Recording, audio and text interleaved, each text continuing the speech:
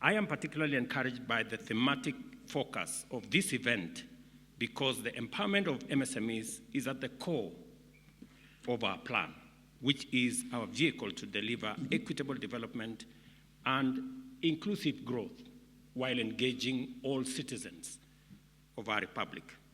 I also take this opportunity to commend the banking industry, not only for its essential role in ensuring efficient functioning of our economy and maintaining the integrity of our financial sector, but also for leading by example in tax compliance. In 2023, the banking industry contributed 190 billion in taxes, reflecting both its performance and potential. And I must congratulate the banking industry for your contribution. Asanteni sana. These funds significantly support the government efforts to improve infrastructure, enhance public services, and promote robust economic activity.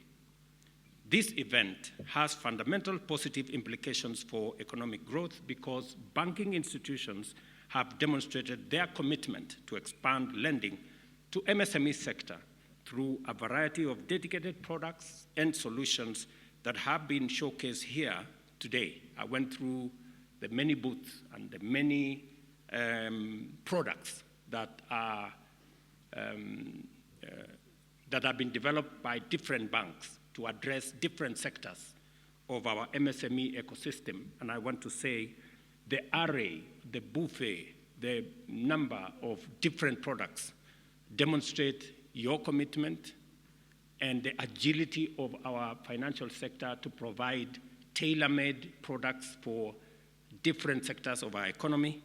And I want to encourage that as government, we will work with you to make it possible for you to be able to overcome whatever challenges that are there so that we can serve both the private sector market, but also more specifically the MSME sector in the banking industry. You have my commitment that we will be disciplined as the public sector. We've taken some very difficult decisions to make sure that we stay the straight and narrow. It is the reason why we have built our reserves. It is the reason why we have invested in the right places to make sure that we bring down inflation. It is my target that next year inflation will be sub 3%. That is a target that we have. And as we bring down inflation and reduce the cost of living, as we stabilize the exchange rates and make sure that we are much more predictable, and as we now work together with you on making sure that we lower interest rates, because that is the trajectory globally, we should be able to be in better space. And you know what?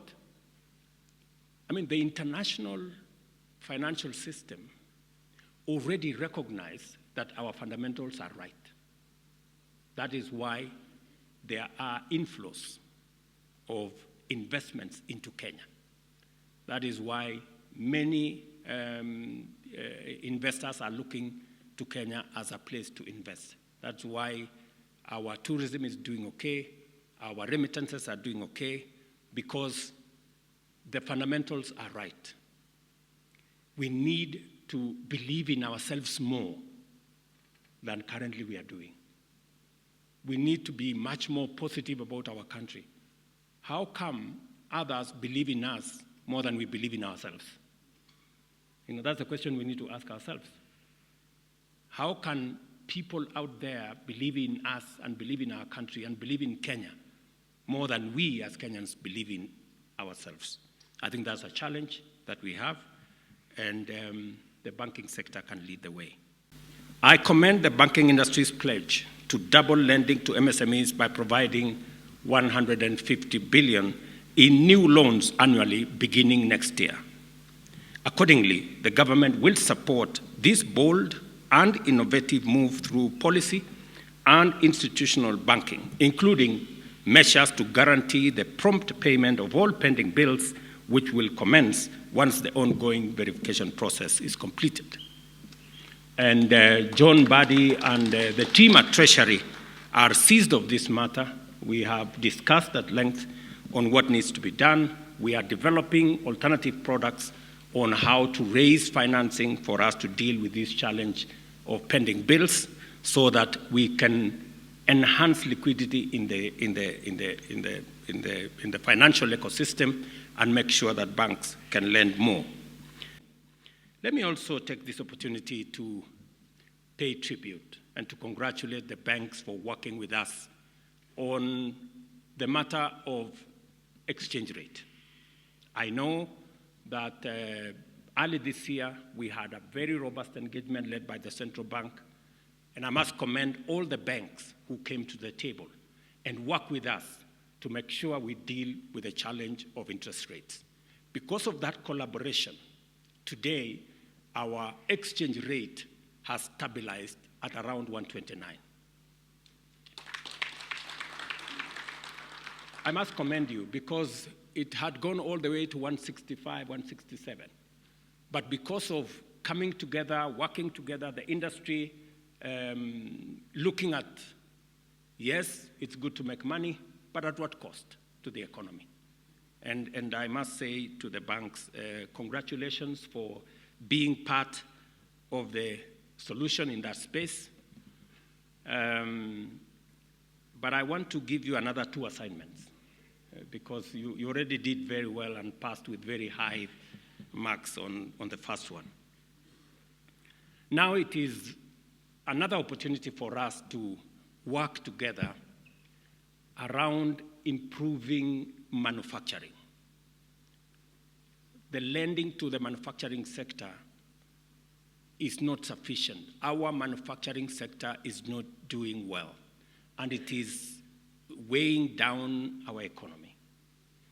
And it is the reason why we had interventions that we had worked with you, and I am happy that, again, we now have a business bill that will go to the House that has all the thoughts and ideas and suggestions of industry on how we can provide a better environment for business to thrive.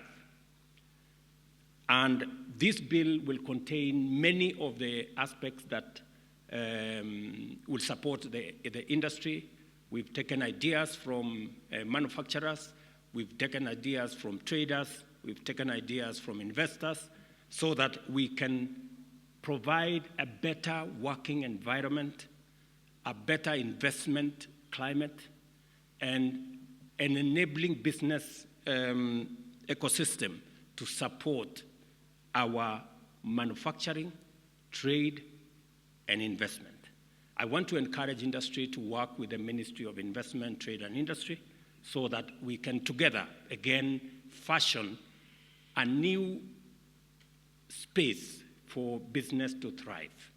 I want to encourage the banking industry, the MSMEs, to work with us as we develop this new business bill that would help us do more, especially in the space around manufacturing. Affordable housing, as Musalia has said. We have 5 billion shilling worth of contracts that we have given to MSMEs. These are Juakali artisans. They are making doors, they are making windows, they are making hinges. And what we have done to make it much more professional, we have standardized all the windows. They can now manufacture in bulk. We have also standardized all the doors. They can also manufacture in bulk. But they keep telling me that you ask them too many questions when they come to look for credit. And oftentimes, we've had to step in and provide some guarantees. They have already a proven track record. I want to encourage the banks to look at these MSMEs in the housing ecosystem and see how you can support them. They are they have legitimate business contracts, and we want to see how we can work together. According to the central bank, our banks provided Kenya shillings 783 billion in loans to MSMEs in 2023, which represents an increase of about 75 billion. As we launch the MSME Accelerated Program today, let us reflect and collaborate in advancing its stated aim of boosting small business capabilities through comprehensive assessments, advanced training, and tailored support from public and private sector partners, as well as development finance institutions. I know John, the chair of the Kenya Bankers, has said that we will shortly be graduating some of the clients some of the people in the Hustler Fund, about 2 million of them. I think next month we will be announcing their graduation now to the MSME sector. And it demonstrates the possibilities that exist. And it also gives you an indication. Hustler Fund is retailing at 8%. Many banks are today at 17, 18, 20, 20-something percent. I want to tell you that the experience we have seen with the Hustler Fund, and I think KCB and Family Bank can bear me witness, that it is still possible to do business even with single-digit interest rates. We just need to work together and find ways of making sure that we make it much more efficient, leverage more on technology, work more with KYCs. We have gathered a lot of information on borrowers, and we will be availing that information to the banking sector so that you can trace some of the people who will be graduating to you. We will give you their banking records. We will give you their borrowing history, and you can be able to make much more easier decisions on how much, when to lend to them. And again, we are prepared to share this information with you so that we can progressively develop more products that helps our MSME ecosystem. As we do this, I am confident that our banking sector's dedicated support program will facilitate MSMEs to develop scalable business models, strengthen financial management skills, and again, access to investors, markets, and formal credit. I commend the banking industry's pledge to double lending to MSMEs by providing 150 billion in new loans annually beginning next year. Accordingly, the government will support this bold and innovative move through policy and institutional banking, including measures to guarantee the prompt payment of all pending bills, which will commence once the ongoing verification process is completed. We want to reduce our transactions cost, especially for products and trade that are transboundary. We spend about $5 billion as a continent in just, exchange rate issues. With a Pan-African payment system, we can sell our products and buy products from the continent in our local currencies. That way, we avoid losses as a result of different currency exchange rates.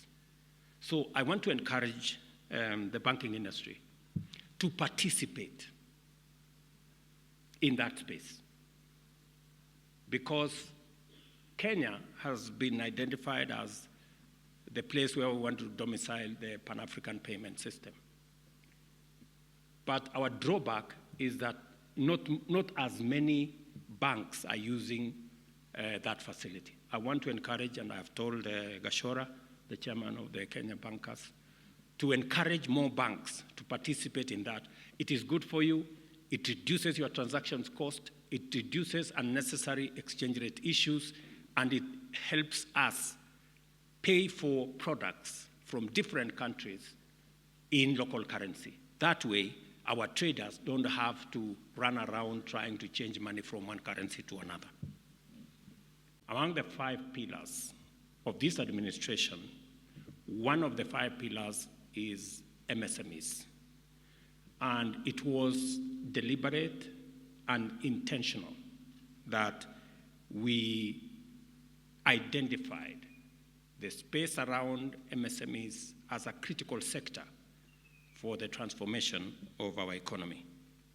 We recognize and embrace and champion the critical contribution of MSMEs, notably because they create between 80 and 90% of jobs and also generate nearly 1/3 of gross domestic product.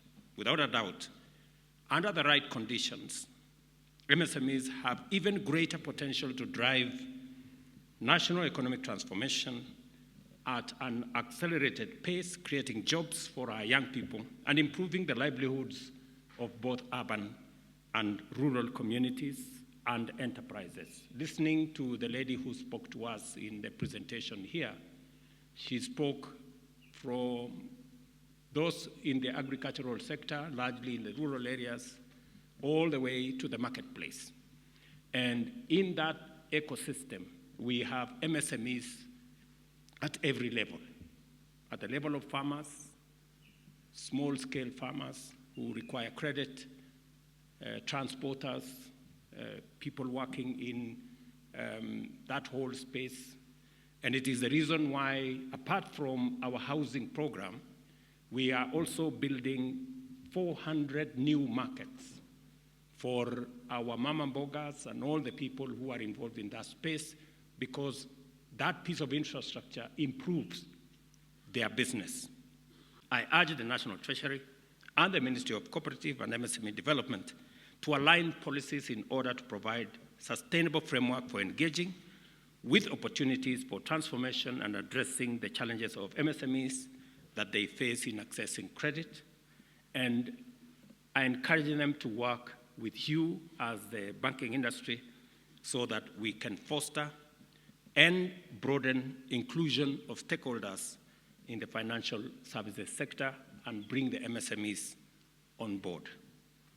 I want to thank you very much for what you're doing, and you can take it from me that from the public sector, we will do what we must, and we will also leverage on technology to make sure that we don't lose the resources that you have raised for us to use in ensuring that we do what we must do as a country.